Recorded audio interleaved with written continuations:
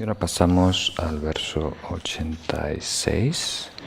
No solo no estás compungido por todo el mal que has hecho, sino que además quieres competir con otros que han acumulado mérito. Entonces aquí es una frase muy fuerte de Shantideva para sacarnos la soberbia, ¿no?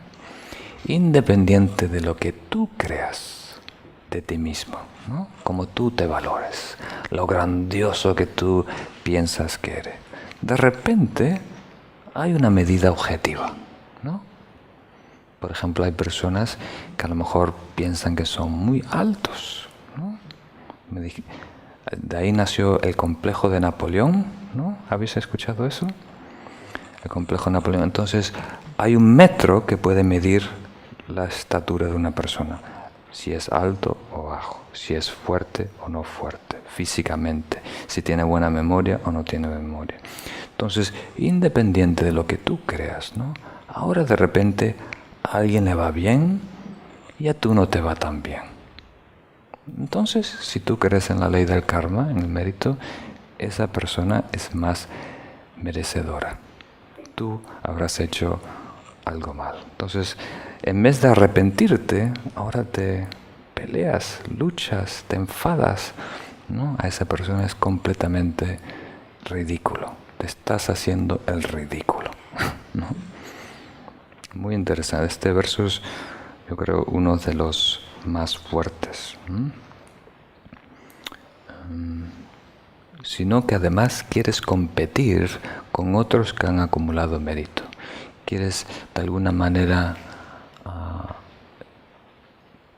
me faltan palabras en castellano, tienes la audacia, ¿no?, de criticar a alguien que está muy por encima de ti. ¿Como quién te crees que eres? Algo así. Y después con el próximo verso empieza una nueva sección. Solo quedan 3 versos, el 87, el 88 y 89, que le hablan cómo cultivar la paciencia hacia aquellos obstáculos que impiden que ocurran cosas desagradables a nuestros enemigos. Algo muy interesante. Cuando hablamos inicialmente sobre este capítulo, hay diferentes causas, ¿no?, de nuestro enfado.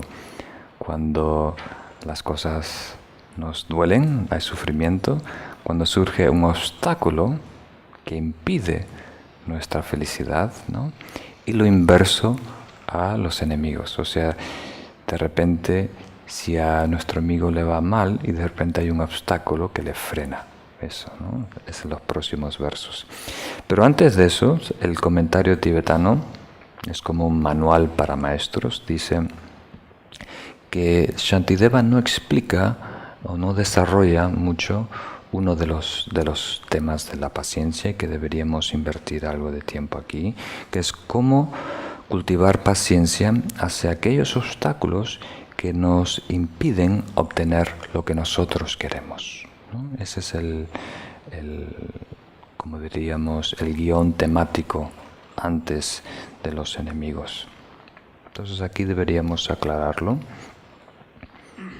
Nos enfadamos cuando surge algo de repente que bloquea, interrumpe algo que nosotros esperábamos, algo que queremos, ser feliz, ¿no? Y eso nos irrita, nos molesta, nos enfada. Entonces aquí, para entenderlo bien, los comentarios dicen de hablar de los 3 tipos de paciencia, para recordaros, ¿no? Hay la paciencia hacia el sufrimiento, más que nada lo que causa el sufrimiento. Hay la paciencia hacia lo que nos molesta, lo que nos incomoda en un camino bueno y positivo. Y después hay la paciencia hacia la verdad, ¿no? Pero para aclararlo, tenemos que entenderlo a 2 niveles, ¿no?, para que quede claro. Un nivel es verlo como objetos, ¿verdad? El objeto de mi paciencia. O sea, el objeto de mi paciencia es esa persona, el agresor, ¿no?, que me ataca. Yo tengo que ser paciente, tolerante, ¿verdad? El otro objeto de la paciencia es la incomodidad asociada con el trabajo espiritual. ¿Captan esa idea? Que aunque uno quiera progresar, hacer cambios, eso conlleva cierto sacrificio algunas veces, ¿no? Tiene que pasar algo de frío, algo de calor, viajar a algún sitio, aprender un idioma, memorizar libros, lo que sea, ¿no? Que no te guste, pero que está asociado con el proyecto, especialmente en el contexto espiritual. Y el tercero es paciencia, tolerancia, aceptación de la verdad última. Lo habíamos hablado, ¿no?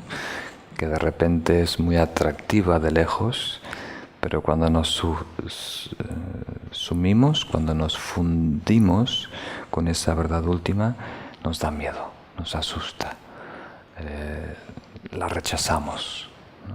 Demasiado amor, demasiada paz, ¿no? Eso es un aspecto de la paciencia, verlo como objeto. Pero en este caso vamos a verlo más como método para desarrollar la paciencia. ¿Se entiende? Entonces, desarrollar paciencia, por ejemplo, el segundo, el sufrimiento que vivimos, ¿cómo podemos aprovecharlo? El segundo, ¿cómo podemos de alguna manera tolerar lo que es inconveniente en el camino? Y el tercero, ¿cómo podemos aceptar a través de la verdad? ¿Tiene sentido? Entonces el primero es, ¿cómo podemos aceptar y tener paciencia conociendo las causas que dan origen a nuestro sufrimiento? El segundo es, ¿cómo podemos desarrollar paciencia comprendiendo que es un mal pequeño para un bien mayor a largo plazo? Y el tercero es, ¿cómo podemos desarrollar paciencia comprendiendo la interdependencia? Todos los factores que se unieron para producir este efecto. Notan que son tres vías diferentes, ¿no? La tercera, por ejemplo, requiere contemplación, requiere un poco de la mente analítica. La segunda requiere una visión larga, ¿no? Una conciencia que abarca más tiempo y pueda postergar el premio. Hablamos de eso. Y la primera no se enfoca tanto en el contacto inmediato, sino ve la complejidad de lo que está en juego y qué beneficio le podemos sacar a esa situación. Entonces vamos a hablar un poquito de eso, si os parece. Y tenemos tiempo también para hacer preguntas y respuestas hoy. Entonces, el primero de ellos es ver el sufrimiento es pequeño en comparación. Entonces, este es uno de los más importantes, no muy difícil de entender, pero más difícil de aplicar. Normalmente los describimos en el contexto del camino espiritual, pero puede ser cualquier cosa en tu vida que crea incomodidad, que crea irritación, que te molesta, que te enfada, ¿no? Entonces, comprender que esa cosa puede aprovecharse para lograr un bien a largo plazo. De alguna manera, tolerar esa incomodidad. El estrés, por ejemplo, o la ansiedad no siempre son malos. Pueden ayudarnos a descubrir qué es el factor que nos está realmente produciendo el mal, que hay que soltar, por ejemplo. Si algo nos irrita, esa irritación tiene que tener un referente, tiene que estar asociado con algo. ¿Os acordáis? Cuando hablamos de miedo, el miedo viene porque estamos apegados a algo. También cuando algo nos irrita, cuando algo nos enfada, es porque no queremos soltar algo. Entonces, como una analogía, me viene a la mente, a lo mejor lo habéis escuchado, algo que les pasa a las langostas. Las langostas hace algunas décadas le llamaban en Estados Unidos las ratas del océano y se las daban de comer a los prisioneros en la cárcel, especialmente en la costa este de Estados Unidos, ¿no? Era la comida más baja y ahora de repente es lo más prestigioso, por lo menos en Estados Unidos, en Boston. Entonces, la langosta es curioso porque dentro es carne muy blandita y por fuera hay una costra muy dura, muy rígida, ¿no? Entonces la pregunta nace automáticamente, ¿cómo pueden crecer? Si esa caparazón está dura como una piedra, no puede crecer. Y esto ocurre cuando la langosta empieza a sentir presión, lo que podemos conocer en nuestro sentido como estrés o irritación, ¿no? Empieza a sentir presión, o sea, su cuerpo va creciendo dentro de esa casita, ¿no? Y empieza a sentir presión y dolores, ¿no? Y ese estrés, ese dolor, esa presión, empieza un mecanismo que empieza a abrir la espalda. Hay dos capas grandes en la espalda que se abren, ¿no? Y después se esconde debajo de una piedra de los pescados depredadores y empieza a salir de su, ¿cómo se dice? Caparazón. Se sale completamente y solo hay carne blandita, ¿no? Y queda debajo de esa piedra y de repente esa carne después se endurece y aparece otra costra, otra caparazón. Y la otra la suelta, la deja completamente. Entonces, eso que antes era mío, era mi carne, mi casa, lo tuvo que soltar porque le daba presión, y eso le permitió crecer. Algunas veces crecen varios centímetros cada vez que cambian de caparazón. Y lo mismo nos toca vivir a nosotros. Cuando sentimos esa irritación en la vida, eso es señal que para crecer tenemos que soltar algo. Hay una costra, ¿cómo se dice? Caparazón que hay que soltar. Hay algo que nos está impidiendo el crecimiento. Hay algo que está creando un roce, una picazón, ¿no? Una irritación, algo que nos está frustrando. Entonces es buena señal en este sentido cuando aparece un obstáculo en nuestro camino. Tú quieres algo, necesitas algo, estás con la expectativa que esto va a cambiar tu vida, va a dar sentido a tu vida, va a dar felicidad, te va a empoderar. Y de repente, ¡boom!, aparece una piedra en el camino. Ese stress factor, este factor es una señal que algo está mal en tu plan, algo está mal en tu estrategia, algo hay que soltar, algo tienes que dejar atrás para poder crecer, para poder dar otro paso hacia adelante. Entonces esto es algo que podemos aprovechar en el camino espiritual como una señal. Y el tercero es aceptar, en el contexto espiritual, como objeto, es aceptar la verdad última, pero en este contexto de técnica para desarrollar la paciencia, estamos hablando de aceptar la realidad tal cual es, ¿no? Entonces, si aparece un obstáculo, ahora estamos hablando de obstáculos, ¿no? Un obstáculo que impide tu supuesta felicidad, ahora toca aceptar esa realidad tal como es, no pelear con ella. Pues gastamos tanta energía en batallas fútiles, ¿sí es así? Que nos sirven, inútiles, que nos desgastan, sin ningún beneficio, sin ningún servicio. Entonces, tenemos que desarrollar una actitud de plena aceptación. Y muchas veces vamos a descubrir, cuando aceptamos plenamente de corazón, que lo que parecía un obstáculo ahora es una ventaja.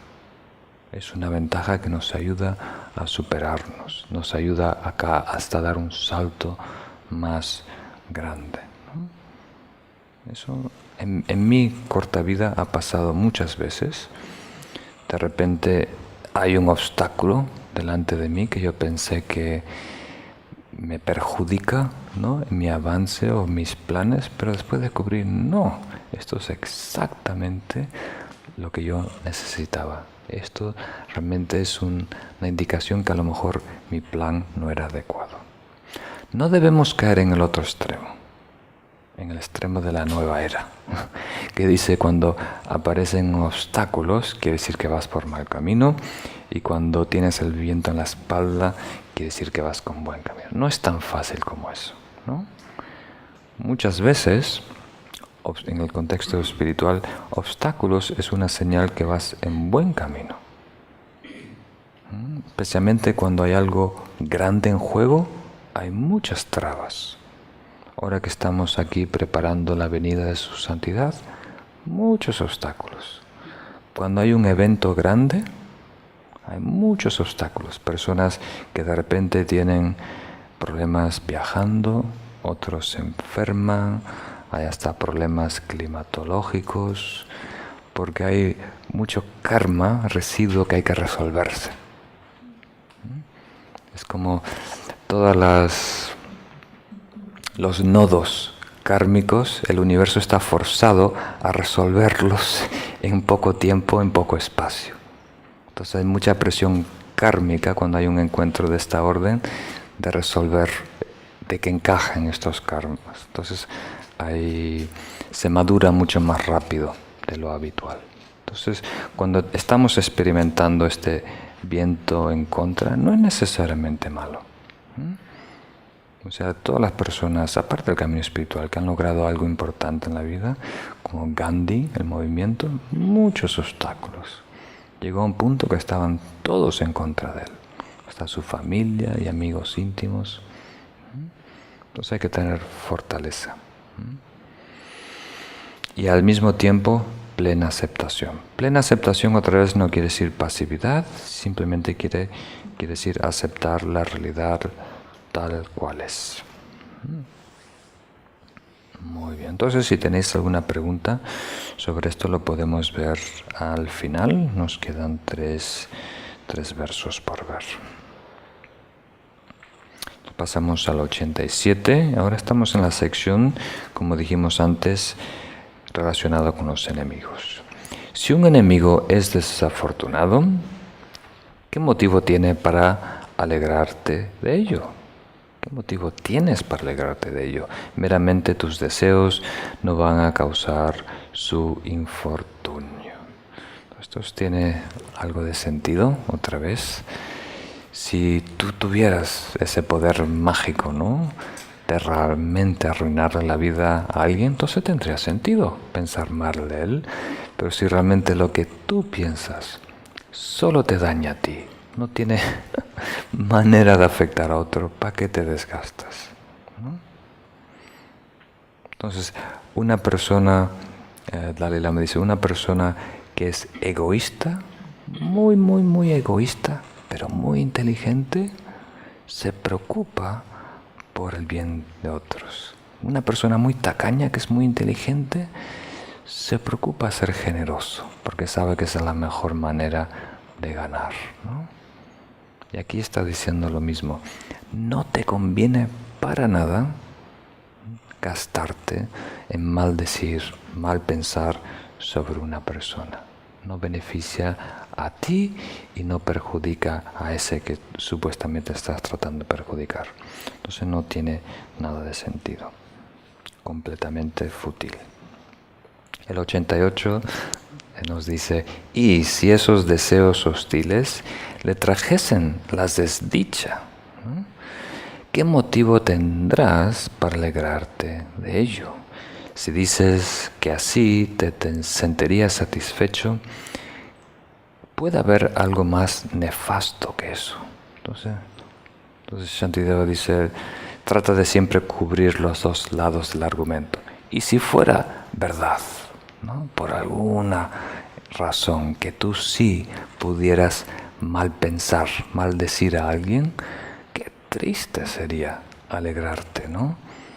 No, yo pensé que iba a tener un accidente y tuvo un accidente, ¿no? ¿Cómo te vas a poder alegrar de eso? De desear a alguien que tenga un accidente y después que tenga un accidente, alegrarte que tú de alguna manera moviste algo en el cosmos para ayudar a esa persona. Dice Shantideva, no hay cosa más terrible, nefasta, dice, ruin que eso. Y eso, este verso también, dice el comentario, este maldecir, el mal desear la desgracia sobre alguien, es el imán más potente para traer nuestra propia desgracia. Y esto es muy importante, porque muchas veces valoramos acciones, malas y buenas, valoramos un poquito menos las palabras, pero los pensamientos no le damos ninguna importancia. Y los pensamientos son muy poderosos en determinar nuestro futuro. Nos afectan físicamente, inmediatamente, nos afectan en nuestro estado de ánimo, pero a nivel kármico son muy potentes. Entonces los pensamientos también son cosas. Es actividad, energía, determinan el futuro. Entonces hay personas que son muy cuidadosas y se saben situar a nivel social y nunca van a decir algo inapropiado, pero por dentro, ¿no?, dinamita.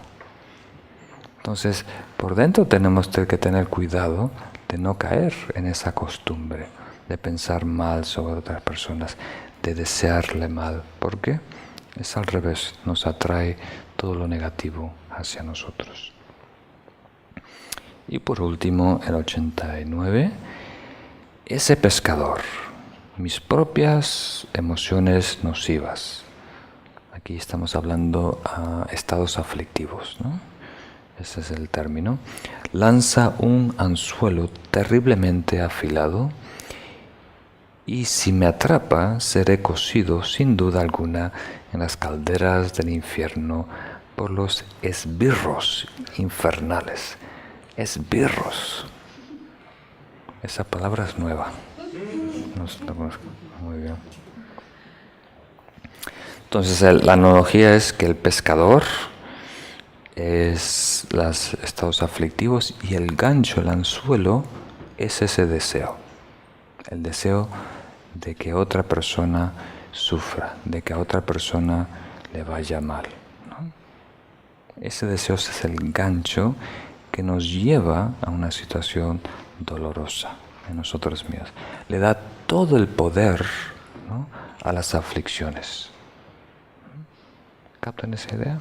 Una vez que tenemos ese deseo, ¿no?, porque el deseo es como una aspiración, no es solo el estado presente, no es solo el enfado, es el porqué, ¿no? Entonces, cuando tenemos ese deseo de que una persona le vaya mal, que una persona no logre sus metas, su felicidad, su premio, sus objetivos, ¿no?, tener cierta revancha, eso le da poder a todo lo que va a surgir en nosotros, todo el enfado y los celos, ¿no? Es el combustible detrás de ellos. Muy bien. Entonces hoy nos tocaron versos un poco fuertes, pero muy honestos de parte de Shantideva. Siempre hay mucho con qué trabajar. Entonces ahora tenemos un tiempito para preguntas y respuestas, si queréis, y después hacemos una meditación juntos para concluir. Muy bien.